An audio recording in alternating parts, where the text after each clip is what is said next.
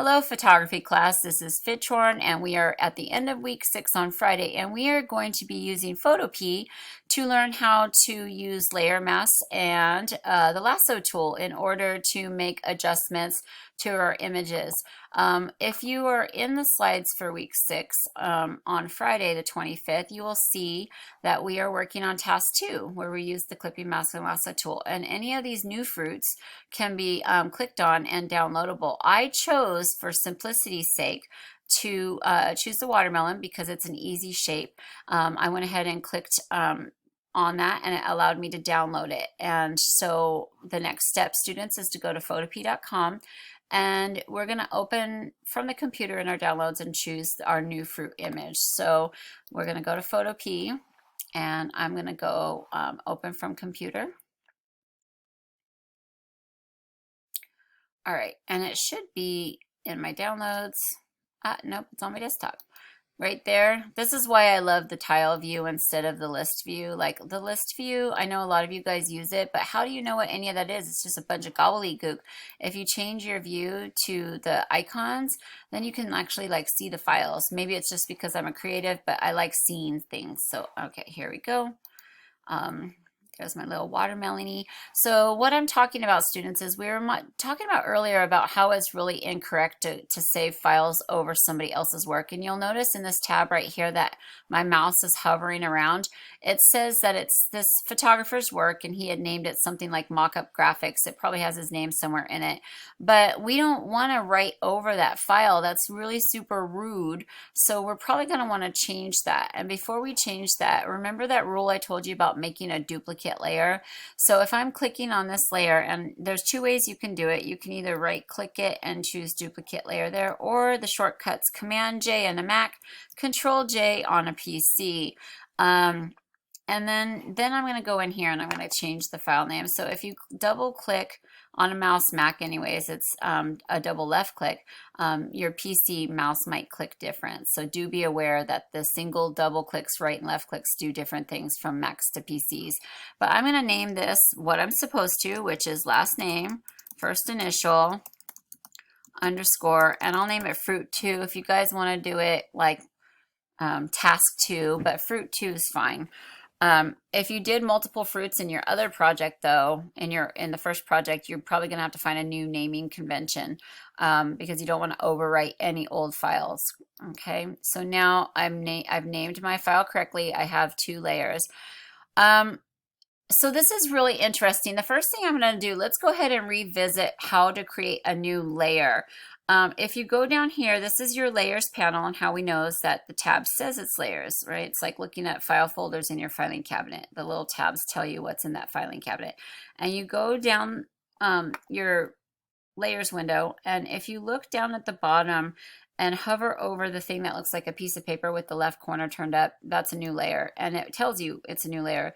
And how there's a couple different things we can do within this layer. I've never told you this, I don't think, but you can actually name your layer so you know what it is. So like, let's say this will end up being my clipping mask eventually. And you can, like, if you double click inside the word, you can go ahead and change the name, right? And then if you actually click in the icon, let me show you what happens in here.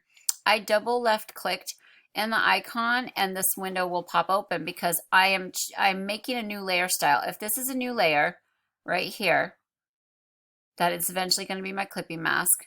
When you double click in here, it's telling you how are you going to style this layer. So you can do crazy cool things, but the biggest thing I want to show you is how to do a color overlay. So when you click on color overlay, it's telling me that the overlay would be red. Let me just go ahead and be silly and change that color to blue because it's already red. So if you then, let's see if it's telling me, no, hold on, not there. If you double click, like notice right here, it's telling us how we're going to blend this. A lot of these are advanced. This is, again, how much the color shows. Some of you need to turn down your opacity in your color overlays. That your brush was a little bright yesterday.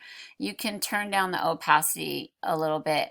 But to change the color of your color overlay, And this is going to put an overlay on the whole entire layer. I'm going to show you what clipping masks do in a second, but let's just talk about how to change a layer style. So if I want to change this red, what we have to do is we double click on the word color overlay, and then we're going to be able to change the color, the blend mode, and the opacity. So just so you can kind of see what's going on, I'm going to move this pop-up window, and I'm going to change the color overlay to a light blue. Okay, and then we can go ahead and put the opacity later. We can come back and fix this later. And also we can, remember I told you guys to hit multiply, but let's go ahead and see what this looks like. All right, and I'm not quite sure why it's not doing it, but it's supposed to be putting this on top of the whole entire watermelon, and it's not like it did yesterday. So I'm not quite sure what's going on here. So let's do it this way. Let's go ahead and start using the layer tool on the clipping mask, and I'll show you how that works. And then we'll come back and revisit that. So in here, there's a couple of different ways that we can select where we just want to color. This is good when you have a complicated background. Right now, we don't have a complicated background, but let's say the slice of watermelon was on a table, a wooden table, and it had people in the background smiling, having a barbecue, and like, you know, doing the paintbrush thing. You just want to be able to like only color the watermelon and nothing else. So when you put on a layer and a clipping mask, you have to define what you are going to color and what you're going to put a filter on so that the rest of it doesn't get affected. And there's a couple ways to do that. So I'm going to show you what the lasso tool does. There's a lasso, a polygonal lasso, and a magnetic lasso. And they all kind of do the same thing, except for some are more like the magnetic lasso actually magnetically attaches to the object you're lassoing. So that's kind of super cool. Whereas the lasso does, let's see, I'll show you what the lasso does. And this is telling us right here, up here in the lasso tool, there's different things that you can do. We're not going to talk about that now. It's really complicated. And then we can refine the edge, but let's just do this first. So as you can tell, if I left click and drag the lasso, you have to you can go everywhere, right? And I'm just going to be silly. The lasso kind of is like a free form kind of thing. And notice it's got what's called in the photography world as marching ants. So then if I go on that clipping mask, and let's see if it does it now. Color overlay, blue. Okay, close what current window? I don't know what current window it's talking about. Okay, it's still not doing it. So then let me just go ahead and paint on top of it and show you what that does. So in the brush tool, I'm going to change the brush color from purple to turquoise. And if I take the brush tool, notice it won't color outside the clipping mask. Do you guys see if I'm taking the brush and I'm painting back and forth? That clipping mask where the marching ants are, the little black lines that go around the area I drew with the lasso, like this is how you can edit like really unusual ways, because the lasso lets you just kind of draw wherever you want. So just for posterity's sake, let's make this a little bit bigger. There we go. And then get everything. There you go. And then, of course, like we said last time, if you go ahead and go multiply, you'll get something like that. So you can do some really crazy stuff. And then you're going like, well, Fitch horn, how do I get rid of the marching ants? Because you can't go any further with anything until you get rid of the marching ants. So then you have to kind of go into like a deselect mode kind of thing. So that way it deselects the marching ants, because you will get stuck. At least one of you is going to say, I couldn't do anything else because of the marching ants. But you can see where the potential of the lasso tool is kind of cool, because then you can go over objects. This looks kind of like pop arty. You know, you can do some really cool special effects. But let's say you don't you want to like anchor that lasso to just the fruit. Like let's say it's on a table, you don't want the rest of the stuff to show up. So let's delete this by dragging it into the trash can. So I left clicked on this layer and you drag it in the trash can, or you can always right click something and delete that layer that way too. But okay, I'm going to make a new layer. All right, and this time on the layer, instead of using the regular lasso tool, I'm going to use the magnetic lasso tool. And watch this. The magnetic lasso tool, and you always have to come back around to where you started. If you just think you can go halfway, no, that lasso tool, you'll have marching ants forever. It's annoying. Always click back where you started. So watch this. If I click at the top of the fruit and then see how it's magnetically, like it's anchoring those little squares that are coming up. Look at how accurate this tool is. Dang. What it does is it recognizes the color pixels against the other color of pixels behind it. So wherever you're dragging over, and you might have to add or minus your selection. So watch, see how it's accidentally selecting the shadow? Watch how I'm going to adjust that later. But I'm going slow, I'm tracing, I'm tracing, I'm tracing, I'm tracing, I'm tracing. And when you're back to the end and you click down marching ants, and then you're going by pitch horn, like look at that, that's sloppy, and I couldn't go backwards. How do I do that? Well, if you hold, like in the computer world, like you can, oops, I accidentally clicked down when I shouldn't have. Sorry guys, let me go back to. You can add and subtract to see how there's adding and subtracting in the lasso tool. You can actually like push, you're supposed to be able to push this stuff back, but it's not working. So let's just color this right now. We've got the magnetic lasso, we've got the marching ants. And again, you can do a couple different things. If you take the brush tool and you just want to scribble really quick over it, look, it doesn't color anything outside of a clipping mask. So this is good when you're editing just a few things. And then if you go into your blending mode and hit multiply, there you go. But let's deal with this puppy right here, because this isn't making me happy. I'm going to undo this layer one more time and show you another way to edit. All right, so I've got the background copy. I'm going to do a layer. I forgot to deselect my marching ants. There we go. So we're on this layer. So there's another tool, and it's called quick selection, and that's where you can add and subtract. All right, so watch this. With the quick selection tool, you change the size of it up here. All right, that's too small, too big. All right, Naja, get it together. And watch this. If you just kind of left click and scroll over, why is it still on the brush? Give me 2 seconds, you guys. I want the quick selection tool, and I don't want the brush. Okay, quick selection tool. There we go. There we go. So you should be able to, on top of the photo, make a quick selection. It's not showing for some reason. Photopea is a little bit different than Photoshop, so I might have to play around with that because it's not showing anything. I might have to redo this tutorial for you guys. My tools are frozen, like nothing's working. Like anything I'm clicking on, I'm even trying to go to different layers and nothing's working. There, see, now it shows up. Okay, so on the quick selection tool, let's say that you accidentally select something that you don't want to. Do you see up here where it's got the minus and the plus? You can actually add and subtract what you've selected. So watch this. Minus, notice I minused out the green, and then add, you add back in the green by clicking down. And so whenever you accidentally select something, like watch, I'm even adding the gray now, and I'm like, oh, I don't want the gray. So if you minus out, and this again is the quick select tool, you can come back and gently nudge, just really small. All right, and then again, you can use the paintbrush tool and brush over it. You can also do what's like a color replacement tool, but we'll talk about that in another tutorial because that's a whole lot of stuff. So, but here's your brush tool, and you select the brush tool and you just like go crazy over it. Let's turn back on so we can see what's going on. There we go. Da, da, da, da, da, da, da, da, da, da, da, da. And this is what's great. Then the brush, you don't have to worry about the brush like slipping out from under the object, right?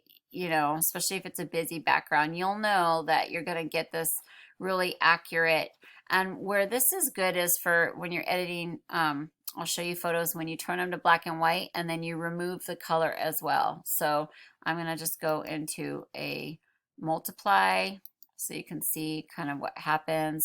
You can also, don't forget to change the opacity, which some of you guys, your lemons are hecka cute, but you might want to check to make sure that you clicked multiply and or change the opacity, because some of your fruits look like I can't see the highlights in the fruit. All right, we're almost at 15 minutes. I think I'm gonna have to do another tutorial for how to change a black and white image and put a black and white overlay on color, and then use the brush to to subtract out the black and white filter. That's another way that we use layer mask. And then the final thing that we had talked about was, let me deselect the marching ants. And then this is where, again, that whole layer thing, where I was trying to figure out why I couldn't get the color to go over. Let's try a new color. Let's try green. Let's see what happens there. Yeah, typically when you change this color layer and you do like a color fill, I know why. Check it out. When you're on this layer, you come down here to your layer adjustments and you do a color fill. Watch this. It fills the whole, that's what I was doing wrong. And then to change that color, you would want to click on that. And what I'm trying to do is watch this. So I've already got the watermelon with, on the second copy, right, I've got it blue, and then I've got this layer in which I color filled it green.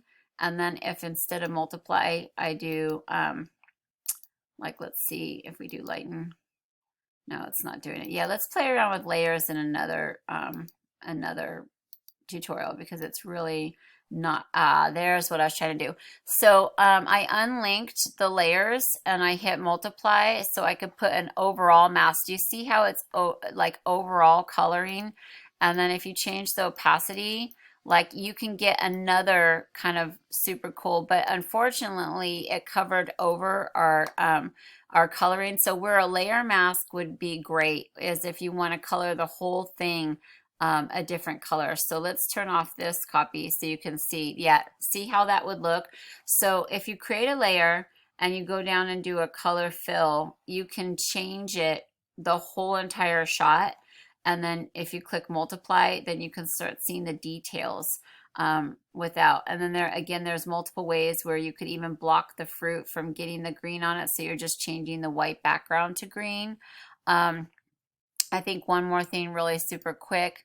I'm going to go ahead and make another copy of this background by going Command J so you can see. One more thing is there's something called the magic wand tool. When you have a nice solid background, if you go to the magic wand tool, which is hiding underneath this brush, you can use it to delete out whole entire areas of color. And so that's always kind of a really cool tool. I don't know if you've watched any of the videos yet and if they talked about the magic wand. I'm trying to get mine to actually work. It looks like it's trying to, but it's only selecting because there's so many colors in here. Where it would be good is like whole bodies of colors. Notice it recognized the whole body of white. And if I were to, on a single layer, hit delete, notice I deleted a whole background. So let's say that you just want to put this watermelon slice on like a floating cat in outer space image. Then you would probably want to use the magic wand tool to click out large areas of color and then hit delete. And that's how you get just the watermelon by itself. And then you have to save it as a ping. But in this case, look at this. I've got some more I need to like select in here and delete out. So you can click the magic wand, recognizes whole groups of color. And then don't forget, you can't have marching ants on your board to go to the next step. But watch this, you guys. So I'm going to go and I'm going to save this as file, and I'm going to export this as a ping. And watch why using the magic wand to take out a background is really super important, because see the watermelon. Now we can do this. Hold on before I end this tutorial. I'm going to go to Unsplash, and I'm going to go find outer space. All right, and I'm going to just download here. Let's just do this one right here. I'm not going to get a really large one because it'll eat up my computer space. All right, thank you, Felix. All right, so check this out. So I'm in Photopea, right? And I'm going to go ahead and I'm going to go File, and I'm going to just open it up separately. So I'm opening up my outer space download, if it'll pop open for me. Sorry, my computer is really slow.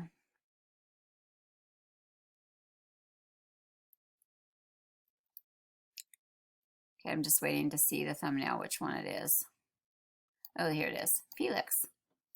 Okay, So this will open up in a separate window. And then I saved that watermelon. So watch this. If I go File and I go Open in Place, I'm going to find that ping. And a ping means that it's cut out. All right. And did I save it? Hold on. Where did I save it to? Let me go back to the watermelon one more time and see where I saved it. It's not showing up. File, export as ping, save. Oh, it is in downloads. Okay, so let's go back to this and go to File, Open in Place. Should be in my downloads. Where is it? Where's my little watermelon guy? Ah, there it is. Look for your ping, because watch what happens now. When you delete out the background, ta-da!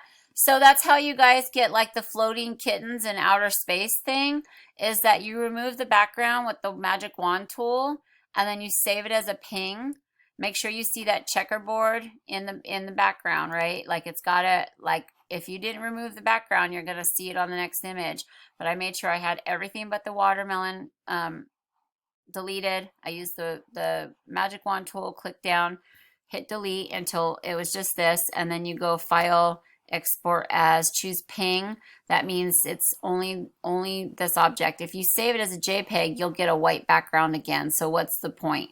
Pings are isolated objects with no backgrounds. All right, and then you can get really cool little fun things. So play around with that, you guys. If you want to go find pictures of on Unsplash of cats in outer space and or tacos or burritos, or do some flying outer space stuff, I always accept extra credit work, because all I want you to do is to practice the magic wand tool in working with layers and saving practices and lasso tool. And the best way to do it is to offer extra credit. But yeah, and then if you want to move something, you just click on the move tool, and then if you want to rotate it, watch this, you have to go to Edit, Transform, Rotate, and then you find the anchor corner, and then here we go, watermelons in outer space. Woo! Okay, that's enough, Fitron. I'm out of here. It's already been 20 something minutes. Bye guys.